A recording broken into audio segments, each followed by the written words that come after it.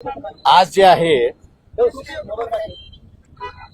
Custodial डेथच्या संदर्भात मॅजिस्ट्रेटने inquiry करावी एवढं एकच प्रावधान आहे. पण मॅजिस्ट्रेटच्या इन्क्वायरी नंतर कोणी निर्णय घ्यायचा, कसा निर्णय घ्यायचा, त्याची पुढची इन्क्वायरी कशी करायची या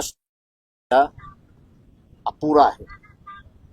आणि म्हणून आम्ही असं कोर्टाला असं म्हटलं की याच्यामध्ये सोमनाथ सूर्यवंशी हे कोर्टाच्या कस्टडीमध्ये असताना त्यांचा मृत्यू झालेला आहे. तेव्हा पुढची कारवाई जोपर्यंत असेंब्ली करत नाही किंवा पार्लमेंट करत नाही तोपर्यंत कोर्टाने नियमावली तयार करून त्याची पुढची कारवाई कशी झाली पाहिजे याची गाईडलाईन्स डे डाऊन करावं. त्या संदर्भात असं कोर्टाने मान्य केलं आणि 29ला हिअरिंगला ठेवलेलं आहे. शासनाला त्यांनी नोटीस काढलेली आहे का तिथे आम्ही असं SITची सुद्धा मागणी करतो की SIT नेमण्यात यावी. पण ही SIT सरकार नेमणार नाही तर कोर्ट नेमेल आणि ती कोर्टाच्या अंडर राहील असं आम्ही प्रेयर त्या ठिकाणी केलेलं आहे. आता कोर्ट ग्रांट करतं का ते बघणं महत्वाचं. कन्सिडर केले असं कोर्टानं म्हटलंय ना की तुमची याचिका कन्सिडर ते आमची कन्सिडर म्हणजे ती नोटीस काढली म्हणजे त्यांनी कन्सिडर केलं हे होतच. बदलापूर प्रकरणाशी तुम्ही संबंध जुळवण्यात सांगितलेलं आहे. नेमकं दोन्ही सिमिलर कसे आहेत ते बदलापूर मधली सुद्धा कस्टोडियल डेथ आहे. पण बदलापूरच्या ह्याच्यामध्ये असणारं एमिनेस क्युरिया म्हणजे त्या आई वडिलांनी ती पिटिशन विड्रॉ केलेली आहे. कोर्टाने माणूस उभा केलेला आहे आणि त्यांच्या मार्फत कोर्ट चालवतोय. त्याच्यामुळे तिथे काही कमतरता आहे. ती कमतरता मला वाटतं या पिटिशन मार्फत आम्ही असणारा दुरुस्त करू एवढं त्याच्यामध्ये आहे.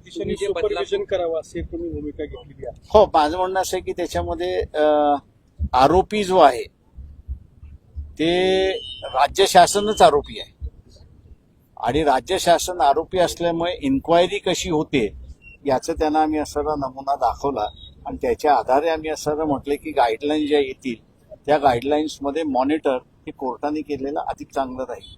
तर कोर्ट म्हटलं की आपण पुढच्या वेळेस ते कन्सिडर करू. तुम्ही प्रतिवादी कुणाकुणाला केलंय यामध्ये सर? यामध्ये प्रतिवादी मी फक्त असणारा स्टेटला केलेला आहे आणि कोर्टाकडे आम्ही न्याय मागण्यासाठी आले.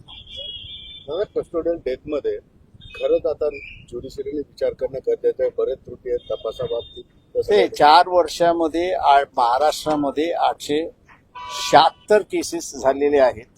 पण त्याच्यापैकी कन्व्हिक्शन फारच कमी झालेलं आहे.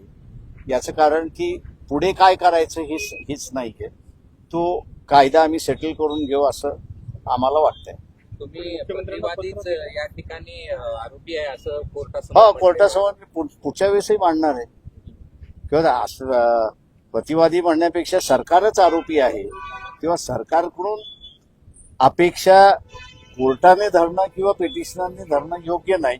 तेव्हा याला असणारं एक मस्टरी असणं गरजेचं आहे की जे आम्ही पुढच्या वेळेस कोर्टासमोर ती मांडू. तुम्ही मुख्यमंत्र्यांना किंवा राज्य सरकारला पत्र लिहिलं त्या संदर्भात कस्टोडियल डेथ संदर्भात?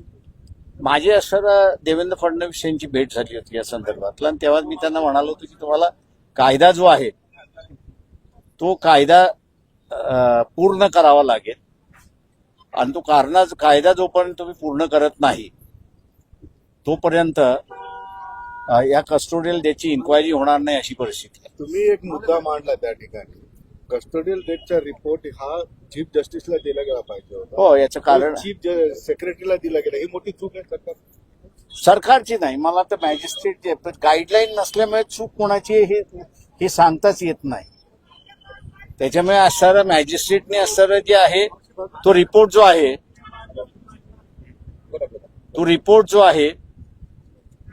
त्यांनी चीफ सेक्रेटरीकडे पाठवला.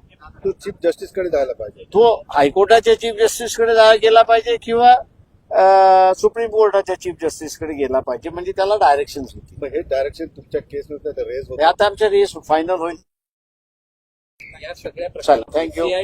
सीआयडीनं मध्यंतरी या प्रकरणामध्ये चौकशी केली होती. त्याला आरोपी करणार आहे मी पुढच्या वेळेस त्याला आरोपी म्हणून आणणार आहे सीआयडीला.